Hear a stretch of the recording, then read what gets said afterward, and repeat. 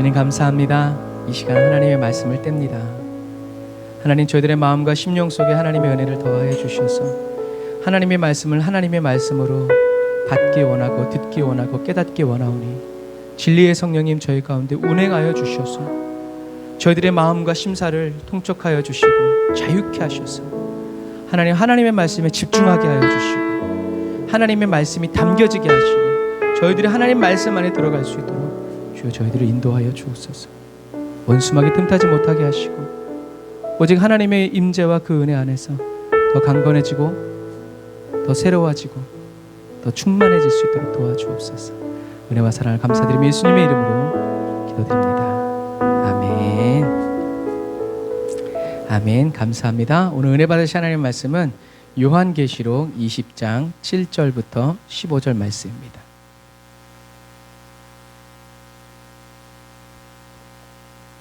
요한계시록 20장 7절부터 15절 말씀. 요한계시록 20장 7절부터 15절 말씀 제가 읽어드리겠습니다. 여러분 눈으로 따라오세요. 천년이 참에 사단이 그 옥에서 놓여 나와서 땅의 사방 백성 곧 곡과 마곡을 미혹하고 모아 싸움을 붙이리니 그 수가 바다 모래 같으리라. 저희가 지면에 널리 퍼져 성도들의 진과 사랑하시는 성을 두르매 하늘에서 불이 내려와 저희를 소멸하고 또 저희를 미혹하는 마귀가 불과 유황못에 던지우니 거기는 그 짐승과 거짓 선지자도 있어 세세토록 밤낮 괴로움을 받으리라. 또 내가 크고 흰 보좌와 그 위에 앉으신 자를 보니 땅과 하늘이 그 앞에 피하여 간데 없더라. 또 내가 보니 죽은 자들이 물온대소하고 그 보좌 앞에 섰는데 책들이 펴있고 또 다른 책이 펴졌으니 곧 생명책이라. 죽은 자들이 자기 행위를 따라 책들에 기록된 대로 심판을 받으니 바다가 그 가운데서 죽은 자들을 내어주고 또 사망과 음부도 그 가운데서 죽은 자들을 내어주매 각 사람이 자기의 행위대로 심판을 받고 사망과 음부도 불못에 던지우니 이것은 둘째 사망 곧 불못이라. 누구든지 생명책에 기록되지 못한 자는 불못에 던지우더라. 아멘. 천년이 참에 사단이 놓이죠.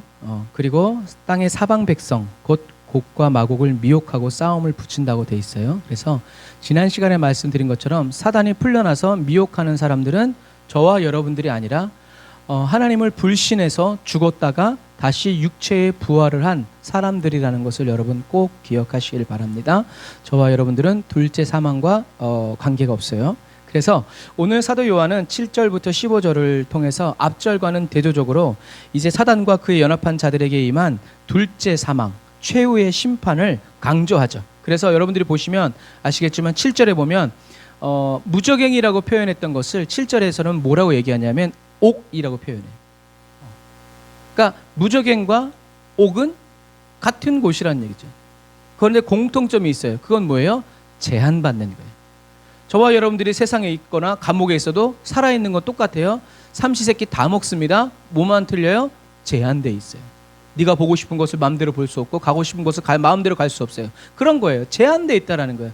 누가 허락해주고 누가 인도해 주어야만 그곳에 갈 수 있고 할 수 있다는 삶이죠. 그래서 이 무적행이 옥이라는 것은 결국엔 사단이 제지당한다라는 사실을 강조하는 거예요. 그게 포인트고 그게 전달하고자 하는 요지죠. 그래서 시편 2편과 마찬가지로 7절의 곡과 마곡은 에스겔서에 있는 특정한 왕이나 지역을 의미하는 것보다는 사단의 유혹에 넘어가서 하나님과 그의 백성을 대적하기 위하여 일어난 모든 사람들을 가리키는 거예요. 여러분 보세요.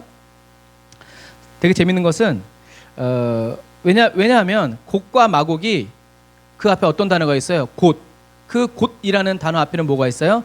땅의 사방 백성. 그러니까 전 세계 모든 사람들 곧 곡과 마곡이다라고 표현하는 거예요. 재미있는 것은 사단은 무적행에 1000년 동안 갇혀 있으면서 풀려나자마자 뭐 해요? 우리 사람들은 한국 사람들은 감옥에 나오면 풀려나자마자 뭐 해요? 두부 먹죠. 왜 두부를 먹을까요? 이 하얀 두부를 먹고 네 속사람도 이제 깨끗해져라 라는 그런 예언적인 의미가 있어요. 그리고 감옥에 나오자마자 뭐 하겠어요? 자기가 그토록 하고 싶었던 걸 제일 먼저 하겠죠. 제일 먼저 먹고 싶었던 곳에 가고 제일 가고 싶었던 곳에 가겠죠. 마귀는 1000년 동안 감금되어 있다가 풀려난 다음에 제일 먼저 뭐예요? 자기와 같이 부활한 불신 세력들을 어떻게 해요? 다시 미혹해요. 재밌는 게 바로 이거예요. 사단은 1000년 동안 혼나고 있으면서도 어떻게 해요? 그 본성이 바뀌지 않아요. 그래서 사람이 아무리 바뀌지 않는 이유도 그 사람을 잡고 있는 사단의 본성이 바뀌지 않기 때문인 것도 같아요. 그래서 사단은 1000년 동안 갇혀 있었지만 회개하지 않고 풀려나자마자 이때라 하면서 어떻게 해요? 다시 미혹을 하고 불신자로 죽었던 사람들도 다시 부활해서 뭐예요? 또 자기가 개가 토한 것을 또 먹으러 가듯이 또 사단의 유혹에 미혹에 넘어가서 우와 해가지고 하나님을 대적하러 또 모인다는 이런 포인트예요. 이런 부분들. 그래서 사단은 그리스도인들로 하여금요 회개가 아닌 원망과 불평을 하게 하고요 원한을 쌓게 하고 사단의 방식으로 그 원한을 풀도록 합니다. 사단은 변화가 아닌 변질을 일으키고 급속한 부패를 만들어내죠. 그러나 주님은 어떻게 하세요? 새롭게 하셔서 변화를 일으키시고 성장하게 하여 주시는 분이죠. 그래서 믿음의 성장과 성숙, 새로운 변화는 늘 있지만 그리스도를 향한 저와 여러분들의 사랑은 변함이 없는 그리스도인이 다 되시기를 주님의 이름으로 축복합니다. 변화는 있지만 변함은 없는 그리스도인. 한번 따라서 하시겠어요? 변화는 있지만 변함은 없는 그리스도인. 네, 이 글자가 주는 언어의 유희죠. 이것처럼 1000년 만에 풀려난 사단은요 사망의 부활을 한 온 나라에 있는 사람들을 다시 미혹해서 그것에 성공해가지고 이제 하나님과의 전쟁을 준비하죠. 그래서 성경은 바닷가의 모래 같다라고 표현하죠. 그래서 이 하나님을 향한 적대적인 이 백성들은요 진군해서 성도들의 진영과 하나님의 사랑하시는 성을 포위할 것이다 라고 9절에 얘기하고 있어요. 그래서 오늘 또 저와 여러분들은 이 진과 도시에 대한 개념을 정리해야 돼요. 이 진과 사랑하시는 성은 온 땅에 흩어진 교회들을 의미하는데요 구약 성경에서 이 진이라는 단어는 하나님의 이스라엘 백성들이 성막을 중심으로 이렇게 모여 있을 때 그것이 진을 친다라고 표현하고 있어요. 그래서 백성들이 진을 쳤다라는 것은 뭐냐면 거룩하다라는 얘기예요. 백성들이 왜 거룩해요? 백성들이 세 지파씩 동서남북으로 딱 12지파가 포진해 있고 그 가운데는 뭐가 있어요? 하나님의 성막이 있어요. 하나님이 백성들 가운데 있다라는 임재의 표시예요. 그래서 하나님이 임재하시는 그 진에 있기 위해서는 어떻게 해야 돼요? 거룩해야 돼요. 거룩하지 않으면 하나님이 계신 그 진에서 머물 수가 없어요. 그 진영 어떻게 해요? 밖에 머물러야 돼요. 이런 거예요. 그래서 하나님의 진이라는 것은 곧 하나님이 임재하고 계신 곳인데 하나님이 그 진 가운데 임재하시기 위해서 그 사람들이 정말 하나님의 진이 되기 위해서는 어떻게 해야 된다? 예배적으로 제의적으로 거룩해야 된다라는 이야기예요. 그래서 구약 성경에서 이 이스라엘 백성들을 가르치는 전형적인 명칭인 이 성도들이라는 단어는요 요한계시록에서 이방인 출신의 그리스도인들과 유대인 출신의 그리스도인들을 합친 전체의 모습을 그 숫자를 성도들 전체를 가지고 성도들이다라고 표현하고 있어요. 그래서 마지막 시대의 교회는 참 이스라엘이고 또 앞으로 장차 참 이스라엘이 될 거라는 거죠. 주님이 그렇게 하신다는 거예요. 왜요? 그래서 이제 나중에 이제 우리가 이제 21장을 가면 이제 나오지만 성도들이 쫙 올라가 있으니까 그 성도들 가운데 하나님이 오심으로 성도들이 하나님의 진이 되고 성이 된다라는 말씀이 또 그 풀이가 나와요. 그래서 이것처럼 저와 여러분들의 교회가 하나님의 임재하셨을 때 거룩한 교회가 되는 거고요. 저와 여러분들의 심령이 하나님이 임재하셨을 때 저와 여러분들이 거룩한 심령이 되는 거지 교회 안에 있다고 뭐 금으로 만들었다고 뭐 그런 게 아니라는 것을 기억하시길 바랍니다. 저와 여러분들의 심령이 하나님이 임재하시는 거룩한 성전이 될 수 있도록 예수님께서 보혈의 피로 정결케 하여 주시는 이 은혜가 저와 여러분들에게 늘 넘쳐나시기를 바랍니다. 그래서 오늘 본문에서 말하고 있는 성도들의 진은 곧 사랑하는 성과 동일한 의미죠.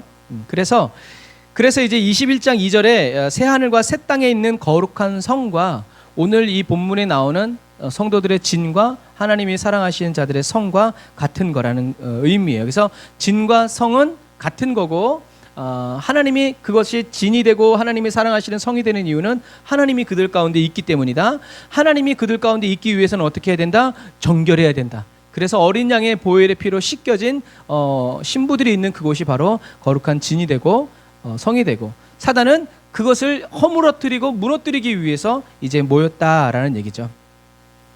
하지만 이것은 위협당할 만한 것이 아니라 마지막 피날레라는 거죠. 그래서 바다의 모래와 같이 모인 사람들이 전쟁을 일으키기도 전에 어떻게 해요? 하늘에서 불이 내려와서 그들을 불사를 것이라는 것이 바로 하나님의 말씀이고 약속이라는 거예요. 그 불 보면서 우리는 이제 잔치하는 거죠.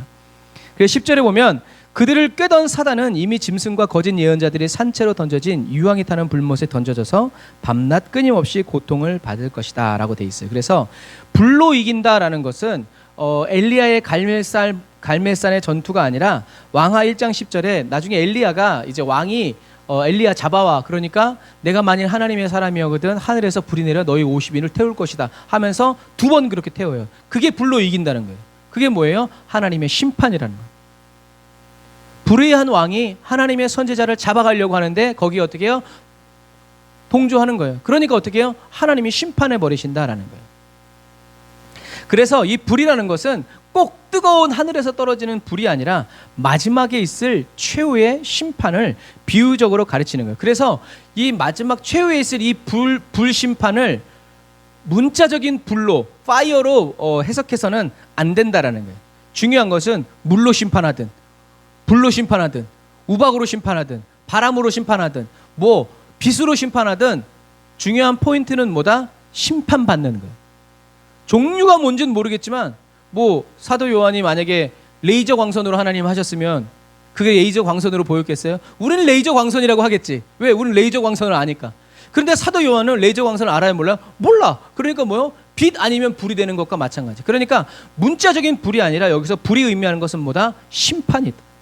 원수 마귀가 사단이 하나님의 사람들을 만질 수도 없도록 하신다라는 이야기죠. 그래서 이게 포인트라는 거예요. 이게 중심이라는 거예요. 그래서 하나님을 대적하고 하나님의 사람들을 끊임없이 핍박하고 미혹하는 사단은 단순한 죽음을 당하지 않고 어떻게 해요?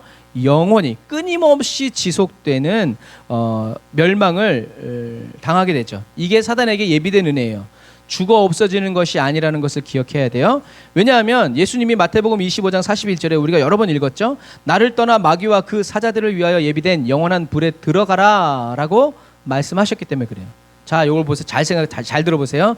나를 떠나 마귀와 그 사자들을 위하여 예비된 영원한 불에 들어가라 라고 말씀하셨는데 이것이 바로 불못이라는 단어가 불타는 장소가 아니라는 이유가 돼요. 왜냐하면 사단은 그의 천사들과 함께 어떤 존재예요? 영적인 존재라고 그랬죠. 영은 죽는다, 안 죽는다? 안 죽는다. 영은 불의 뜨거움을 느낄까, 못 느낄까? 못 느낀다라는 거예요. 이 세상에서 타오르고 있는 그 불길을 영혼이 어떻게 느껴? 못 느껴. 그러니까 예수님이 지금 말씀하시고 있는 이 불은 진짜 뭐 하늘에서 타오르는 불은 다르겠지. 그런 의미가 아니에요. 심판받는다라는 거예요. 그래서 이 불은 문자적이고 육체적인 불이 아니라 어떤 불이다? 영적인 불이다.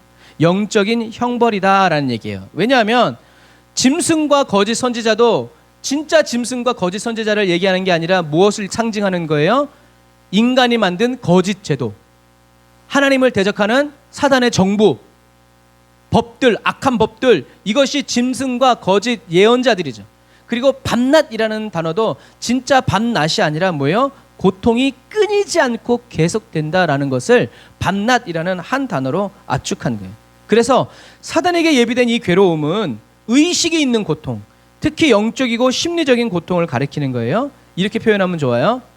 몸이 아픈 게 나아요? 마음이 아픈 게 나아요? 몸이 아픈 게 나아요. 그런데 마음이 아프면 어디도 아파요? 몸도 아파요. 걱정과 근심은 육체적인 거예요? 아니면 심리적인 거예요? 심리적인 거예요. 죽음의 공포는 육체적인 것이 아니라 심리적인 거예요. 그러니까 하나님이 마지막에 이제 사단에게 주는 영원한 고통은 육체가 뜨거워서 못 견디겠다는 것이 아니라 또 다른 의미로서는 뭐 예레미야는 심령이 불붙는 것 같아서 이제 그런 거지만 그와는 정반대. 하나님께서 사단과 그의 사자들을 따르는 불신자들에게 허락한 심판은 어떤 심판이다? 육체적인 심판이 아니라, 불교에서 말하는 뭐 눈을 뽑고 뭐 혀를 뽑고 이런 육체적인 것이 아니라 영적이고 심리적인 뭐랄까? 공황장애라고 하면 표현이 될까요? 영적인 공황장애. 그거에 확 사로잡히는 거죠. 이런 거예요. 그래서 사단을 위해 예비된 이 심판이 누구에게까지 확장되는 거예요? 예수님을 그리스도로 믿지 않은 사람들에게까지 확장되는 거예요. 왜? 그당이 그당, 그놈이 그놈이기 때문에 그래요. 그래서 계시록 10장 14절 15절 21장 8절에서는 이 불못을 뭐라고 얘기하냐면 둘째 사망이다라고 딱 표현하는 거예요. 그래서 이 둘째 사망, 불못, 이것은 멸망의 절정일 때, 우주의 재창조 때 시작되는 하나님의 최종적인 영원한 심판이라는 거죠. 이런 일이 있어야 하나님 어떻게 해요? 이제 심판하시고 새 하늘과 새 땅을 만들. 왜요? 그런 게 있으면, 그런 놈들이 있으면 새 하늘과 새 땅이 안 되잖아요. 저와 여러분들은 상급받고 칭찬받고 천국 안으로 들어가는 저와 여러분들이 다 되시기를 주님의 이름으로 축복합니다. 11절에 사도 요한은 크고 흰 보좌와 그 위에 앉으신 분을 보죠. 보좌가 흰색이라는 것은 어떤 의미라고 그랬어요? 여러분 그냥 막 넘어가면 안 돼요. 희다라는 것은 거룩함과 하나님께서 성도들의 억울함을 어떻게 해요? 풀어주시는 것을 의미한다라는 것을 꼭 기억하세요. 그래서 보좌에서 시행될 심판은 거룩하신 하나님으로부터 나오는 심판이면서 이 심판은 양면성을 가지고 있는데 첫 번째는 죄인들을 향한 심판, 징계, 그리고 의인들을 향한 상급, 이렇게 떨어진다라는 거죠. 두 개로 나눠진다는 거죠. 그래서 11절에 이렇게 하나님이 심판하시고 난 다음에 12절에 뭐라고 얘기했냐면 새하늘, 땅과 하늘이, 이전에 있었던 땅과 하늘이 그분 앞에서 흔적도 없이 사라졌다라고 얘기하는 거예요. 왜 사라졌어요? 새하늘과 새 땅이 창조되기 위해서라는 거죠. 흔적도 없이 사라진 다음에 12절에 죽은 사람들이 모두 보좌 앞에 서 있는 것을 사도 요한이 보죠. 죽은 자들이 모두 하나님 앞에 서 있다라는 것은 뭐냐면 불신자든 의인이든 다 어떻게 해요? 부활했다라는 것을 전제하죠. 그래서 죽은 사람들은 하나님을 대적한 불신자들을 의미해요. 왜냐하면 하나님께 충성한 어린 양을 끝까지 따른 사람들은 우리가 지난주에 배운 첫째 부활에서 다 부활해서 하나님을 섬기고 있기 때문에 그래요. 그래서 12절에 보면 그 죽은 자들 앞에 뭐가 펼쳐져 있냐면 책들이 펼쳐져 있고 또 다른 책이 펼쳐져 있는데 그것이 바로 생명록이다라는 거죠. 오늘 이 부분을 잘 보셔야 돼요. 생명책은 하나님의 백성들의 이름이 기록된 책이에요. 그리고 이 책은 오직 누구만 여실 수 있다? 어린 양 예수만 여실 수 있어요. 왜요? 예수님 거니까. 그래서 예수님이 심판의 주님이시라는 거예요. 생명책이 있고 또 다른 책은 행위, 기념록이라는 거죠. 그래서 그 사람의 행위가 기록되어 있다라는 거죠. 하나님의 심판은 이 책에 기록된 인간의 행위에 따라 심판이 이루어지죠. 근데 이 책의 이미지가 어디에서 나왔냐면 다니엘서에서 나왔어요. 다니엘서 7장 10절을 우리 같이 읽어보겠습니다. 다니엘서 7장 10절 시작.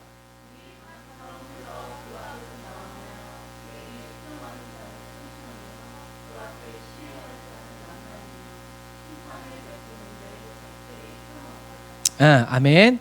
하나님의 백성을 압제하는 종말론적 박해자의 악한 행위들에 이 책에 내용이 적혀 있어요. 그러니까 심판을 베푸는 책들, 너의 행위대로 네가 한 그대로 하나님이 심판을 받게 해주신다는 얘기죠.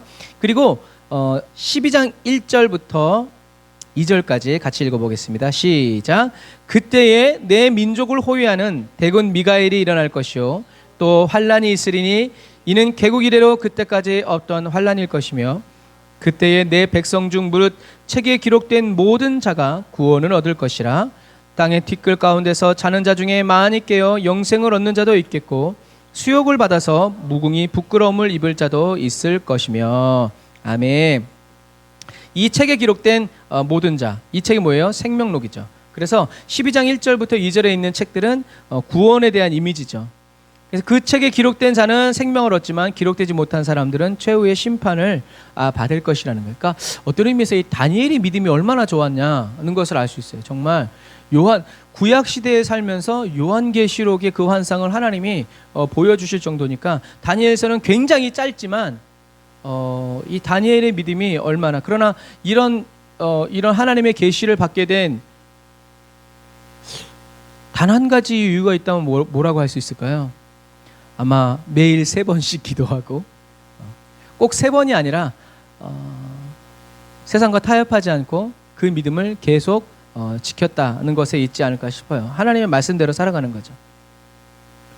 그래서 죽은 사람들은 그 책에 기록되어 있는 대로 각기 행한 행위에 따라 심판을 받는데 여기서 어떤 모순이 있어요. 어떤 모순이 있냐면 똑같이 아니 행위로 심판할 거면 똑같이 다 심판해야 그게 공평한 하나님이지. 어떤 사람은 생명록에 이름이 있다고 천국 가고 어떤 사람은 이름 없다고 지옥 가는 게 말이 되냐? 어떻게 보면 이게 말이 돼요. 여기 아주 말이 돼요.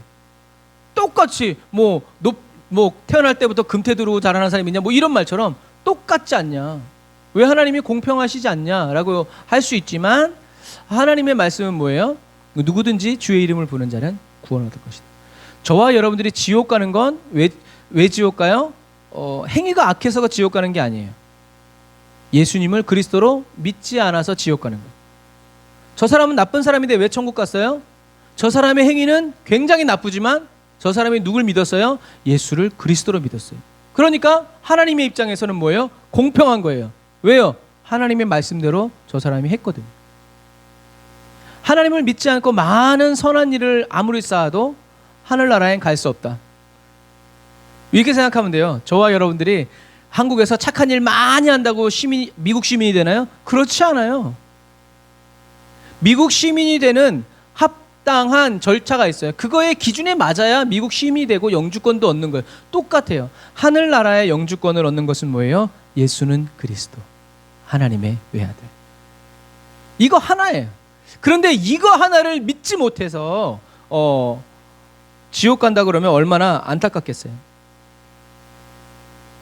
예수님은 제자들에게 말씀하시죠. 사단이 너희에게 항복하는 것으로 기뻐하지 말고 너희 이름이 하늘에 기록된 것으로 인해서 기뻐하라. 그래서 계시록을 모르면 예수님의 이 말이 이해가 안 돼. 우리들이 눈을 봤을 때는 하늘에 우리들의 이름이 기록된 건 안 보여요. 그런데 눈앞에 막 귀신을 쫓아내고 막 문제를 해결하고 죽은 자를 살려내고 막 이것은 너무나 멋있거든. 그런데 주님은 70인의 전도대원들이 특공대들이 돌아왔을 때 야, 어떻게 보면 찬물을 꼈는 거지. 야, 그런 거 가지고 기뻐하지 마. 그래, 사단이 하늘에서 별처럼 떨어지는 거 내가 봤어. 그런데 그거 가지고 기뻐하지 마. 너의 이름이 하늘에 기록된 것을 가지고 기뻐해. 아마 70명의 제자들은 뭔 소리디야 아마 그랬을 거예요. 그러나 이 요한계시록의 말씀을 듣고는 이해했겠죠. 우리 누가복음 10장 20절 같이 읽어볼까요? 시작. 그러나 귀신들이 너희에게 항복하는 것으로 기뻐하지 말고 너희 이름이 하늘에 기록된 것으로 기뻐하라 하시니라. 아멘. 여기서 우리가 무엇을 볼 수 있어요? 예수님은 하나님이 예수님에게 예수님이 말씀하시면 귀신이 다 떠나가고 죽은 자도 살아나고 막 모든 병든 자들이 낫는 것 때문에 기뻐하셨다, 기뻐하지 않으셨다? 기뻐하지 않으셨다. 예수님은 무엇으로 기뻐하셨다? 예수님의 이름이 하늘에 기록된 것으로 기뻐하셨다라는 것을 알 수 있어요. 예수님은 귀신들이 항복했을 때도 야, 귀신이 나갔다 기뻐해라 라고 말씀하지 않으시고 죽은 자가 살아났을 때도 막 이렇게 하지 않으셨다는 얘기예요. 예수님은 언제 기뻐하셨어요?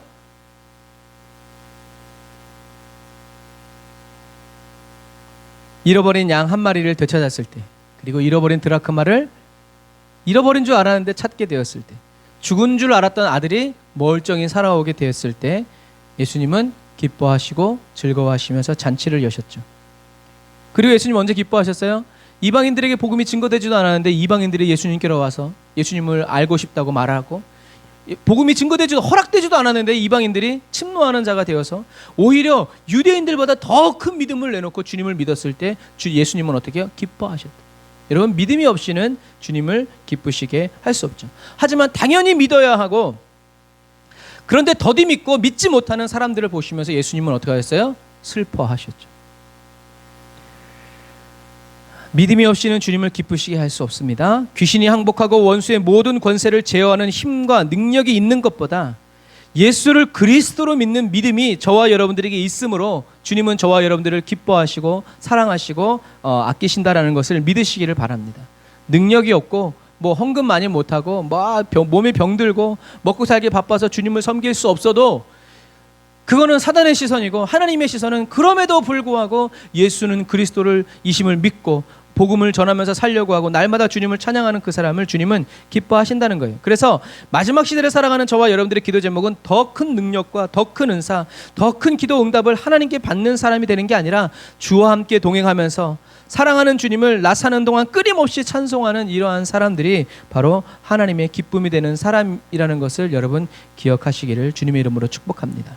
그래서 사단은요, 저와 여러분들 앞에 끊임없이 많은 문제들을, 크고 작은, 급하고 좀 늦어도 되는 이런 여러 가지 문제들을 만들어 놓음으로 인해서 저와 여러분들로 하여금 마음을 상하게 하고 주님의 구원을 노래하고 찬양하는 일에 집중하지 못하도록 만들어버려요.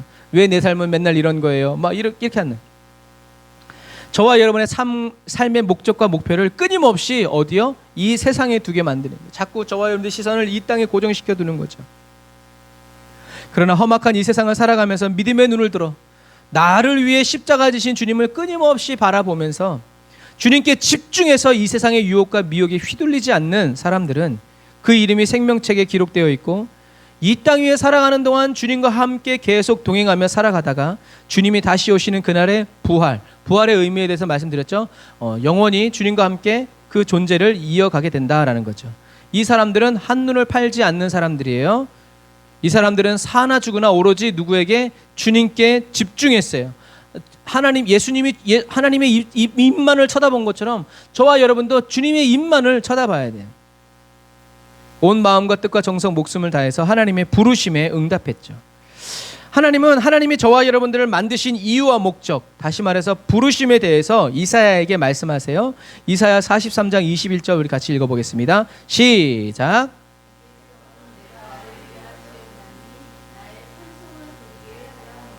아멘. 하나님이 기뻐하시는 찬송은 뭘까요? 여러분들이 좋아하는 찬송도 있을 거예요. 그러나 하나님이 기뻐하시는 찬송도 있어요. 마지막 시대를 살아가는 저와 여러분들은요, 저와 여러분들을 위해서 찬송을 부르지 말고 누구를? 하나님을 위하여서 찬송을 부르려고 하고 부르는 사람이 돼야 돼요. 여러분, 자, 이렇게 생각해 보세요. 저와 여러분들을 위해서 찬송하려면 그 찬송의 가사의 제목이 어디서 나와야 돼요? 저와 여러분들의 마음과 생각과 삶에서 나와야 돼요. 소재가 그렇단 말이에요. 그런데 하나님을 찬양하기 위해서는요, 저와 여러분들의 그 찬양의 소재가 그럼 어디서 나와야 되겠어요? 하나님께로부터 나오는 거예요. 옛날 드라마에 이런 말 있죠. 아프냐? 나도 아프다. 똑같아요. 왜요? 사랑하니까. 주님을 사랑하는 사람은 주님이 아프면 자기도 아파. 똑같이 아파. 아니면 더 아플 수도 있어. 하지만 주님을 사랑하지 않으면 어떻게 해요? 주님이 아프다 그러면 아프십니까? 난 기쁩니다. 이렇게 돼버리고 말겠죠. 여러분, 이런 부분과 마찬가지예요. 저와 여러분들의 찬송은 어떤 찬송? 하나님이 기뻐하시는 찬송 어떤 찬송? 계시록 찬송. 뭐 예를 들면 이런 거죠. 구원하심이 보좌에 앉으신 어린 양께, 하나님과 어린 양께 있다라는 이런 찬양. 예수님의 십자가 보혈의 찬양. 그냥 보혈의 능력은 결국엔 보혈 찬양이 사단이 제일 싫어하는 이유는 예수님이 그리스도라는 것이 어떻게 해요? 하나님이 가장 기뻐하시는. 뭐 어떤 의미에서 아이들이 부모에게 감사를 표할 때 나 공부시켜 주셔서 감사해요. 시집장가 보내주셔서 감사해요. 뭐 맛있는 밥을 만들어 주셔서 감사해요. 그럴 수도 있지만 어떤 의미에서 나의 엄마가 되어 주셔서 정말 감사해요. 이런 게 뭐예요? 근본적인 감사죠. 근본적인 감사. 그런 부분과 마찬가지. 주님의 높고 위대하심을 저와 여러분들은 감옥에 갇혀있고 매를 맞고 수치를 당하고 핍박을 당해도 우리의 입에서는 우리의 찬양의 초점은 어떻게? 하나님, 주님의 높고 위대하심을 내 영혼이 찬양하네 라고 찬양하는 이 사람이 바로 하나님이 기뻐하시는 찬양을 부르는 사람이다 라는 거예요. 13절에 바다와 죽음과 지옥도 그 안에 죽어있던 자들을 다 토해냈어요. 그들 역시 자기의 행위대로 심판받죠. 바다는 어떤 의미라고 그랬어요? 요한계시록에서 바다는 좋은 의미가 아니에요. 나쁜 의미예요. 왜요? 매장당하지 않기 때문에 그래요. 그래서 고대 사회에서 매장당하지 않은 채 죽은 시체는 아주 수치스러운 죽음이라고 그랬어요. 그래서 바다에 매장된다, 수장된다라는 것은 아주 수치스러운 죽음을 얘기하는 거죠. 그래서 바다에서 죽은 시체의 부활은 가장 수치스러운 죽음을 당한 사람일지라도 반드시 부활해서 심판을 당하게 될 것이다. 무덤도 없어. 누가 어디 있는지도 몰라. 그런데 어떻게 해요? 죽음이 다 토해놓는 거예요. 그 사람들을. 왜요? 심판받아야 되기 때문에. 사단은 죽으면 모든 것이 끝난다고 말을 해요. 그런데 그건 사실이 아니죠. 진짜 중요한 일은 저와 여러분들이 죽은 다음에 일어난다는 것을 여러분 기억해야 돼요. 바다가 죽어있던 자들을 다시 토해내듯이 죽음도 자기가 삼켰던 사람들을 다시 다 토해냈어요. 왜냐하면 부활하신 그리스도께서 모든 사람들을 다 심판하시기 위해서 사망과 음부까지도 지배하면서 통치하신다는 것을 보여주는 거예요. 그래서 14절에 죽음과 지옥까지도 이제는 어떻게 해요? 그러니까 다 토해놓고 죽음과 지옥도 불못에 던져지는 거예요. 왜요? 이제 주님이 다스리시는, 그리스도께서 다스리시는 새하늘과 새 땅에는 죽음과 사망과 지옥이 필요 있어요? 없어요? 필요 없어요. 그러니까 이제 쓸모 없으니까 다 갖다 밖에다 버려지는 거죠. 그래서 사망이 필요 없는 거예요. 그래서 불못의 고통은 아까도 말했던 것처럼 육체적인 고통이 아니라 영적인 심리적인 고통이라는 것을 기억하시길 바랍니다. 그래서 영원히 괴로움을 당하게 된다라는 얘기죠. 그래서 탈무드에서 둘째 사망은 하루 종일 타는 불과 연결돼요. 그래서 이 하루 종일 타는 불, 둘째 사망, 이 말씀이 이사야 66장 24절에도 있는데 65장 5절부터 먼저 봅시다. 같이 읽어보겠습니다. 시작. 사람에게 이르기를 너는 내 자리에 섰고 내게 가까이 하지 말라. 나는 너보다 거룩함이니라 하나니 이런 자들은 내 코에 연기요 종일 타는 불이로다. 보라, 이것이 내 앞에 기록되었으니 내가 잠잠치 아니하고 반드시 보응하되 그들의 품에 보응할지라. 이 요한계시록의 이미지가 가져온 거예요. 여기서 그들은 내가 잠잠치 않고 보응할 것이라는 거죠. 내 코에 연기고 종일 타는 불이라는 거죠. 그래서 이 말씀이 이제 66장 24절의 말씀을 이제 크게 하는 거예요. 이루어지는 거죠. 읽어보겠습니다. 그들이 나가서 내게 패역한 자들의 시체들을 볼 것이라. 그 벌레가 죽지 아니하며 그 불이 꺼지지 아니하며 모든 혈육에게 가증함이 되리라. 아멘. 저는 어렸을 때 지옥에는 불에도 타서 죽지 않는 이런 벌레들이 있을 것이다라고. 근데 그 해석은 어떤 해석이에요? 문자적인 해석이죠. 그래서 그 고통을 받지 않으려고, 지옥 가지 않으려고 천국을 선택하는, 하게 하는 그런 게 있어요. 그러나 오늘 우리는 배웠죠. 그런 의미가 아니라는 거예요. 육체적인 고통이 아니라 영적인 고통이라는 것을 기억해야 합니다. 그래서 둘째 사망의 다른 한 측면, 한 측면은 뭐라고 그랬어요? 영원한 고통. 또 한 측면은 하나님과의 영원한 분리를 의미하는 거예요. 죽었다라고 하는 것은 하나님과의 관계가 끊어진 사람을 의미하는 거예요. 그러니까 아담과 하와가 죄를 범했을 때 육체적으로 죽은 게 아니죠. 뭘로 죽은 거예요? 영으로 죽은 거예요. 그런데 영으로 죽은 저와 여러분들을, 죄와 허물로 저와 여러분들의 영이 죽어서 하나님께로 갈 수도 없고 만날 수도 없고 대화할 수도 없는 완전히 죽어버린 저와 여러분들을 누가 살리셨어요? 예수님이 살리셨다는 거예요. 허물과 죄로 죽은 저와 여러분들을 다시 살리시기 위해서 이 땅에 오시고 십자가에 못 박혀 죽으신 분이 바로 예수님이라는 거죠. 여러분, 그래서 어찌 찬양 안 할까를 말하게 되는 거예요. 여러분, 주님을 우리는 찬양할 수밖에 없어요. 아까도 얘기했죠. 우리가 주님을 찬양할 수밖에 없는 그 찬양의 가사 제목은 뭐예요? 예수님이 나를 위해서 십자가에 못 박혀 죽으셨다라는 거예요. 이게 하나님이 기뻐하시는 찬양이에요. 하나님께 있어서 가장 하나님이 기뻐하시고 즐거워하시고 기념비적인 사건은 뭐냐면 예수님이 이 땅에 오셔서 십자가를 지고 죽으셨다는 거예요. 주님, 이게 하나님의 구원의 클라이막스예요. 하나님은 이곳을 향해서 이스라엘 구약의 역사를 이끌어 가신 거예요. 그러니까 저와 여러분들이 가장 휘날레, 가장 하나님이 기뻐하시는 찬양을 하려면 그 찬양은 뭐다? 죽은 자를 일으키시고, 아니, 나를 살리려고 십자가를 지신 주님, 그리고 예수님을 이 땅에 보내신 주님, 이런 하나님, 예수님의 구원과 하나님의 보내심과 예수님의 죽으심과 부활을 찬양할 때 누구는 떠나간다? 사단은 떠나간다. 그 예수가 그리스도이심을 믿지 않고 귀신을 쫓아내려니까 어떻게 해요? 힘들고 가도 걔가 다시 들어오는 거예요. 그러나 예수가 그리스도이심을 믿는 어린 아이들도 어떻게 해요? 귀신을 쫓아요. 왜? 확실히 믿거든요.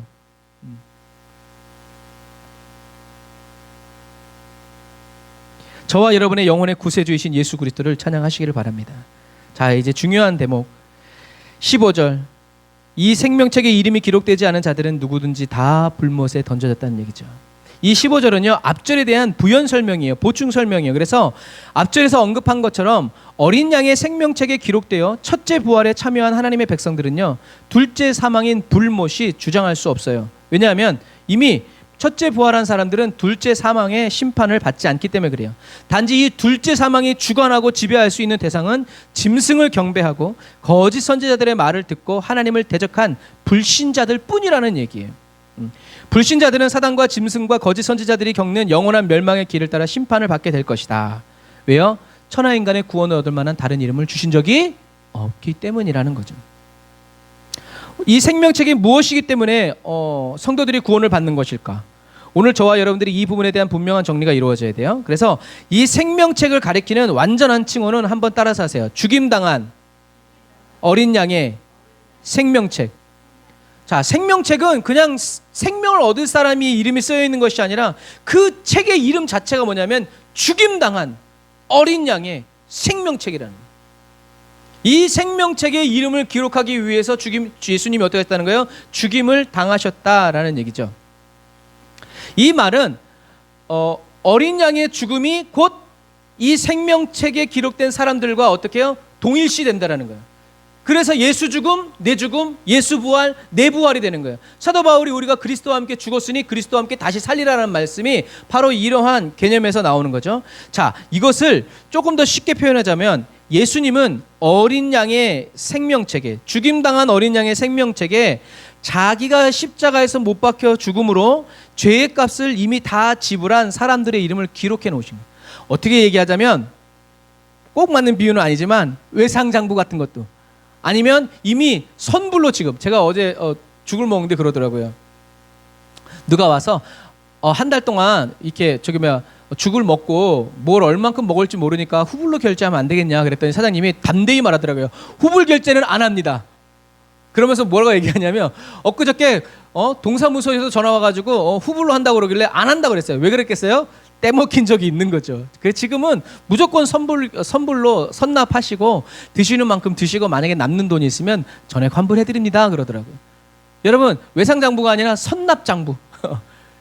어린 양의, 죽임당한 어린 양의 생명록에는 내가 죽임당함으로 인해서 앞으로 죄사함을 얻게 된, 어떤 행위든지 죄 없다고 용서받게 되는 사람들의 이름이 어린 양의 생명록에 쫙 기록되어 있는 거예요. 그래서 성도들은 불신자들과 달리 악한 행위에 대한 심판을 받는다, 받지 않는다? 받지 않는다. 왜? 예수님이 이미 다 지불하셨기 때문이다. 그리스도는 성도들의 죄를 위해서 이미 십자가에 못 박혀 죽임을 당하셨죠. 대신 죽어주심으로 죄의 값을 완전히 지불해 주신 거예요. 이거 뭐예요? 대신 값을 지불해 주셨다. 이게 대속의 은혜. 예수님이 죄의 값을 치르고 우리를 구원해 주셨다. 이게 구속의 은혜. 같은 말이에요. 그러므로 저와 여러분들의 죄를 사함받고 영원한 자유를 누리게 된다라는 얘기예요. 그래서 어린 양이신 예수님은 죽임당한 어린 양의 생명책에 기록되고 자기의 의와 죽음과 동일시된 모든 사람들을 하나님 앞에서 이렇게 시인하여 주신다는 거죠. 아마 이 사람이 이제 죄를 짓거나 아니요 그 전에요. 네. 이 사람이 이제 죄를 지어서 어떡할까 이제 이렇게 막 이렇게 하고 있는데 예수님이 뭐라고 얘기하고 있어요? 변론을 해주는 거예요. 내가 십자가에서 못 박혀 죽었을 때 그때 대가 지불한 사람이 바로 이 사람입니다 라고 얘기하고 있는 거죠. 요즘 말로는 뭐예요? 전문 용어, 전문 사자성어? 뭘까요? 내가 죄의 값을 다 지불하고 내가 구원해 준 사람입니다. 이게 요즘 신세대 용어로 뭐예요? 내돈내산. 내돈내산이면 할 말이 없어. 내가 돈 주고 내가 샀는데 니네들이 웬 말이냐. 똑같은 거예요. 예수님이 십자가에서 물론 맞는 비유는 아닙니다. 하지만 그런 의미라는 거예요. 예수님이 십자가에서 물과 피를 다 쏟아서 예수님의 생명을 주고 산 사람이기 때문에, 내가 택하여 산 사람이기 때문에 이 사람은 내 사람입니다 라고 얘기한 거죠. 얼마나 영광스러운 순간이겠어요. 아마 저 사람은 자기가 지은 죄들을 생각했겠죠. 그런데 예수님이 어떻게 해요? 죄 없다고, 내가 다 지불했다고 얘기하시는 거예요. 얼마나 영광스럽고 영화로운 시간이 될지 상상만 해도 눈물이 앞을 가리죠. 이건 마치 아무도 아는 사람이 없는 친구 결혼식에 갔는데요, 굉장히 어색하고 굉장히 막 이상한데, 그런 나를 바라보고 신랑의 옷을 입고 신부의 옷을 입고 있는 친구가 막 달려와서 어떻게 왔냐고 내 이름을 불러주는 것과도 그런 상상도 괜찮은 것 같아요. 여러분 얼마나 좋으시게 아는 사람 딱 한 사람이 있는데 거기서 그 친구가 버선발로 나를 맞이해서 어서 오라고 얘기했을 때 사람들이 쟤 누구야? 하고 쳐다봤던 시선들이 어떻게 해요? 다 걷어지죠. 아는 사람이구나. 제 친구구나. 하고 이렇게 되는 것과 마찬가지예요. 그런 그림이 이제 이런 그림이죠. 네, 이런 그림이죠. 이런 그림. 예수님이 얘는 내 친구입니다. 내가 얘를 위해서 죽었습니다. 그러니까 아무리 하나님의 말씀 기록하고 천사가 옆에서 봐도 이제 천사가 이제 생명록 확인하는 거죠. 얘 맞네. 하고 어떻게 해요? 예수님과 함께 천국에 들어가는 거죠. 그래서 여러분, 그래서 생명록, 생명책이라고 얘기하는 거예요. 왜냐하면 유대인들에게 이 책은 한번 따라서 하시겠어요? 지워지지 않는 기억. 그래서 책에다 썼다라는 것은 잊지 않겠다라는 거예요. 그래서 그 다음 그림 보면 어떻게 써 있어요? 하늘 생명책에 우리의 이름이 별과 같이 반짝반짝. 이렇게 말씀을 위해서 기도하면서 할 때 또 이런 이미지들이 있어서 너무너무 감사해요. 저와 여러분들의 이름이 하늘나라에 어떻게 해요? 별과 같이 반짝반짝 빛났다. 그래서 여러분 책이 지워지지 않는 기억이라고 그랬죠. 요즘에는 많이 안 그러는데 불과 몇십 년만 해도 결혼식이나 장례식장 가면 반드시 써야 하는 게 있었어요. 그게 뭐예요? 방명록. 부주를 내서이기도 하지만 내가 왔다 갔다라는 것을 어떻게 해요? 남기는 거예요. 왜 남길까요? 나 뭔 일 있을 때도 너도 와서 해야 된다라는 거예요. 그래서 옛날에는 부모님들이 물려주시는 유산 중에 하나가 뭐였냐면 이 방명록이었어요. 요즘에 안 그렇죠. 몇십 년 전만 해도 어머니가 야 책을 딱 주면서 딱 문서가 아니라 네 결혼식 때 왔던 사람이고 할아버지 장례식 때 왔던 사람들이다. 그러면서 어떻게 해요? 그 사람들의 이름을 잊어버리면 안 돼요. 그래서 그 사람이 무슨 일 있을 때 내가 못 가면 부주라도 보내야지. 그러지 않았다간 어떻게 해요? 아주 나쁜 놈으로 낙인 찍혀가지고 되는 거예요. 뭐예요? 지워지지 않는 기억. 하나님은 저와 여러분들이 잊지 않으시기 위해서 저와 여러분들의 이름을 어디에 새기셨다고요? 손바닥에 새기셨다라고 성경은 이야기하고 있죠. 그리고 예수님은 저와 여러분들의 이름을 어디에 새기셨을까요? 저는 이렇게 표현했어요. 예수님의 팔과 다리, 머리, 온몸에 채찍에 맞으시고 매를 맞으시고 십자가에 못 박히시면서 거기 자국자국마다 아마 저와 여러분들의 이름을 새겨 넣어 주셨을 것 같아요. 그래서 마지막 때에 하나님께서는 어린 양 안에서 피난처를 찾고 영생을 상속하기로 책에 기록된 사람들을 착하고 충성된 종으로 하나님의 자녀로 인정하여 주신다라는 것이죠. 사랑하는 형제자매 그리스도인 여러분, 마지막 시대를 살아가는 그리스도인은 이런 기쁨과 즐거움으로 신랑이신 예수 그리스도의 다시 오심을 기다리는 신부들이에요. 사도 바울은 그래서 지금 당하는 현재의 고난이 장차 받을 영광과 좋게 비교할 수 없도다라고 기쁨으로 외치는 것이죠. 예수님이 십자가 너머의 즐거움을 보시면서 십자가를 향하여 나아가신 것처럼 저와 여러분도 고난의 십자가 너머의 부활의 즐거움을 보면서 오늘의 십자가를 지고 바짝 예수님 뒤를 쫓아야 합니다. 예수님은 하나님이 주신 십자가를 가슴에 소중히 품고 어린 양을 뒤따르는 저와 여러분들 한 걸음 앞에서 이끌어주고 계시기 때문입니다. 지혜로운 다섯 처녀처럼 기름 준비하셔야 돼요. 이 기름은 어떤 기름이라고 그랬어요? 성령님과 나누는 친밀한 교제라고 그랬어요. 그러니까 결국엔 기름을 준비하는 행위는 뭐예요? 성령님과 함께 하는 거죠. 성령님과 함께 뭘 해요? 기도하고, 성령님과 함께 말씀을 읽고, 성령님과 함께 예배를 드리고, 성령님과 함께 좁은 길을 걸으며 밤낮 기뻐하는 것. 이것이 바로 뭐예요? 기름을 준비하는 사람이다. 왜? 성령님은 기름 주머니, 주유소라고 말하긴 뭐하지만 하여튼 성령님이 오시면 그냥 오시지 않고 어떻게 해요? 하나님의 임재와 기름 부음을 같이 가져오시기 때문에 그래요. 어디 가게 가서 살 일이 아니에요. 그래서 여러분 이제는 예수님이 70인의 전도 특공대들에게 귀신이 항복하고 원수의 모든 권세를 제어하는 능력보다 너의 이름이 하늘에 기록된 것을 가지고 기뻐하라 라고 말씀하신 그 의미를 저와 여러분들이 다 알게 되었습니다. 여러분 기억하시고 예수님이 사람들에게 배신을 당하고 버림을 당하고 외면을 당하시고 가시관을 쓰시고 손과 발로 십자가에 못 박히시고 매를 맞고 침뱉음을 당하고 채찍과 조롱받고 무거운 십자가를 지고 골고다에 올라가서 죽임을 당하시면서 무엇을 흘리셨어요? 피와 물을 땀과 눈물을 흘리셨죠. 그거를 어떻게 해요? 찍어서 생명록에 기록하신.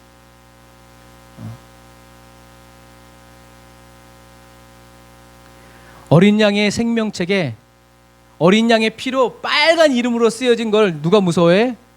귀신이 무서워해요. 그러니까 이 무속신앙을 보면 하여튼 다 반대야. 그런 거와 똑같아요.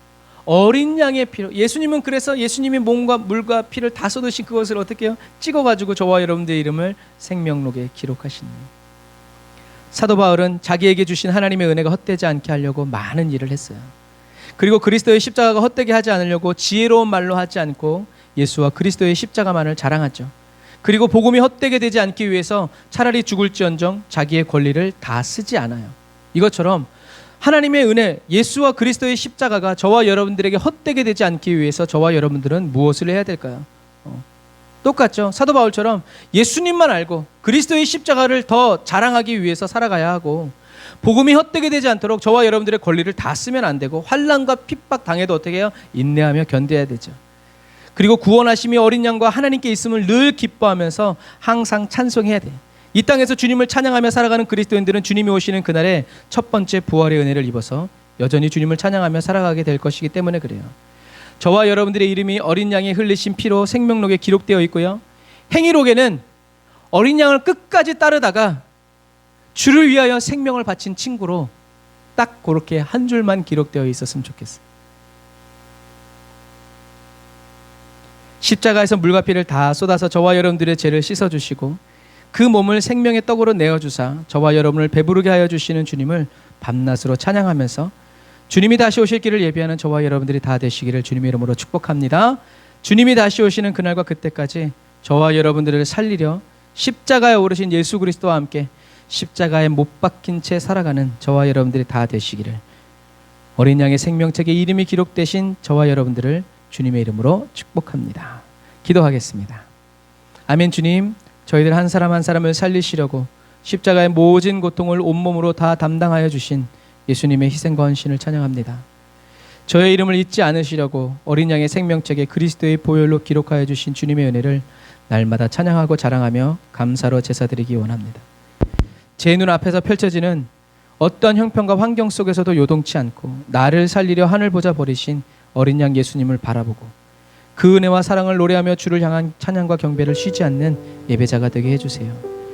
주님이 다시 오시는 그날에 저의 이름을 불러주시고 죄 없다 말씀하여 주시며 주님과 함께 어깨동무하여 천성문 그 안으로 들어갈 관할을 고대합니다.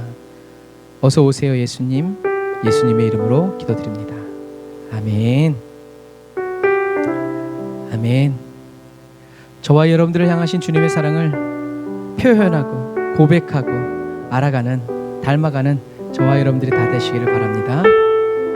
우리 이 찬양하면서 준비하신 예물 하나님께 드리겠습니다. 다 표현 못해도 나 표현하리라. 다 고백 못해도 나 고백하리라. 다 할 수 없어도 나 알아가리라. 다 닮지 못해도 나 닮아가리라.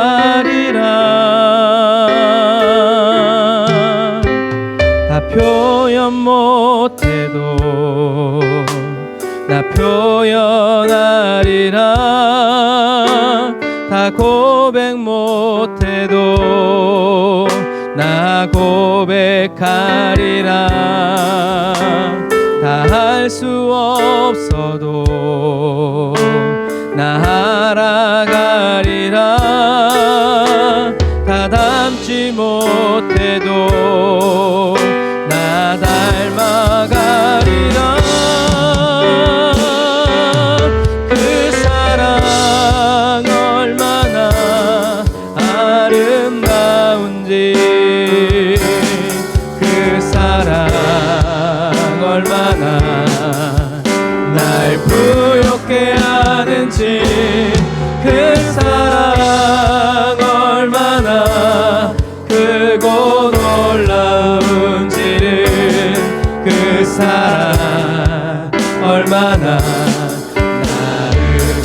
감격하게 하는지 그 사랑 얼마나 아름다운지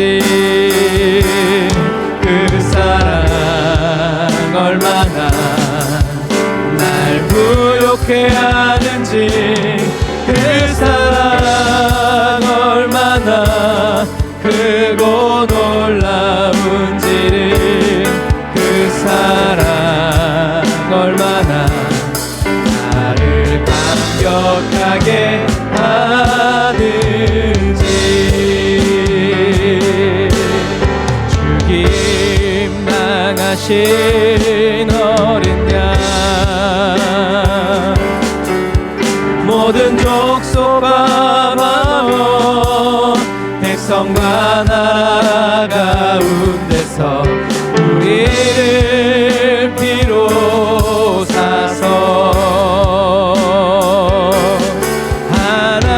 하나님께 드리셨네. 죽임 당하신 어린 양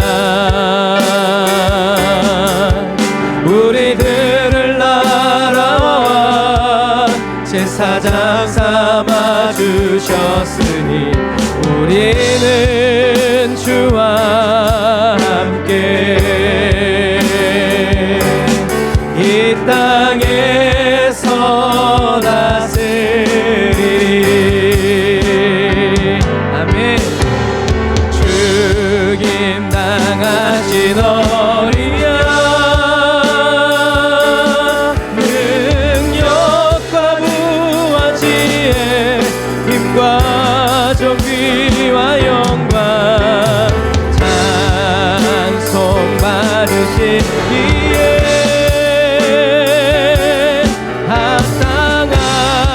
합당하시노. 다시 한 번 더 새 노래로 주님을 찬양합니다. 죽임 당하신 어린 양 능력과 부와 지혜 힘과 존귀와 영광 찬송 받으시기에 합당하신. 우리 시간에 말씀 생각하면서 우리 주일 한번 부르며 기도합시다.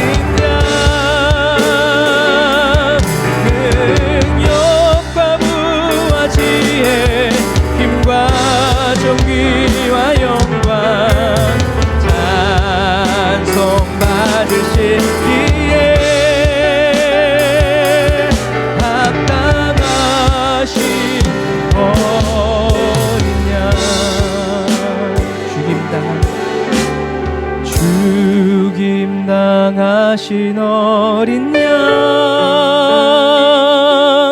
능력과 부와 지혜, 힘과 존귀와 영광 찬송 받으시기에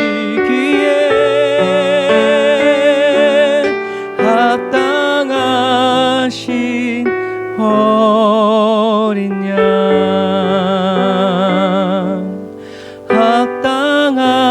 합당하신 어린 양.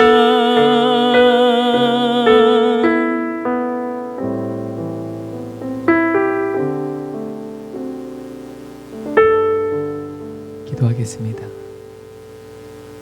죽임 당하신 어린 양을 찬양하기에 합당한 그리스도인으로 여김을 받고 인정을 받고 기름 부음을 받아 어린 양 예수 그리스도를 찬양하고 그 어린 양을 보내신 하나님 아버지를 찬양하는 저희들의 찬양을 통해서 하나님이 기쁨 받으시고 기뻐하시며 주님의 기쁨을 저희들에게도 부어주시고 흘려보내주시는 그리스도인이 되기 원합니다. 저희들의 형편과 사정이 어찌하든 간에 주님께 영광이 되기를 원하고 주님의 뜻이 이루어지기를 간절히 바라고 사모하는 주의 백성들 심령을 성령님 더 붙들어 주시고 취하여 주시고 부흥케 하셔서 주님이 바라시고 원하시는 그 영광의 부활로 날마다 한 걸음씩 더 가까이 나아갈 수 있도록 도와주세요.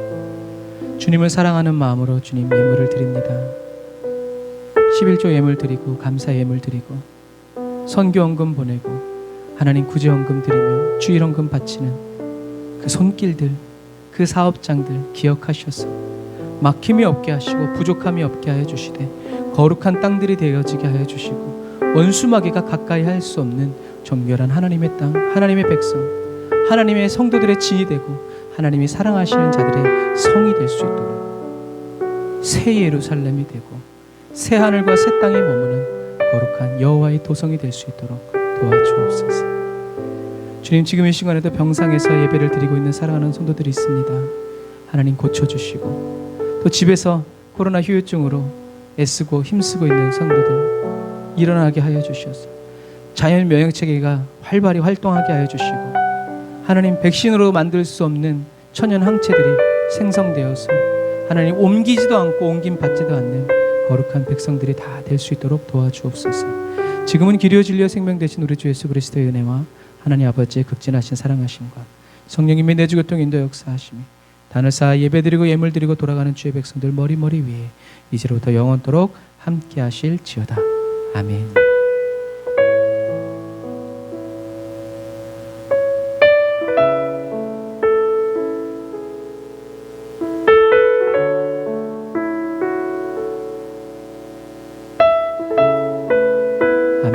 오늘도 저와 여러분들과 함께 하시면서 은혜 주시고 저와 여러분들이 하나님께 드리는 모든 찬양을 받아주시는 우리 주님께 기쁨의 박수를 올려드립시다. 할렐루야. 예수님 하나님의 어린 양이십니다. 할렐루야. 아멘. 오늘도 주님과 함께 예배 드려 주셔서 감사하고 이 한 주간도 하나님의 크신 은혜 안에서 담대하게 살아가시기를 주님의 이름으로 축복합니다. 샬롬 여러분.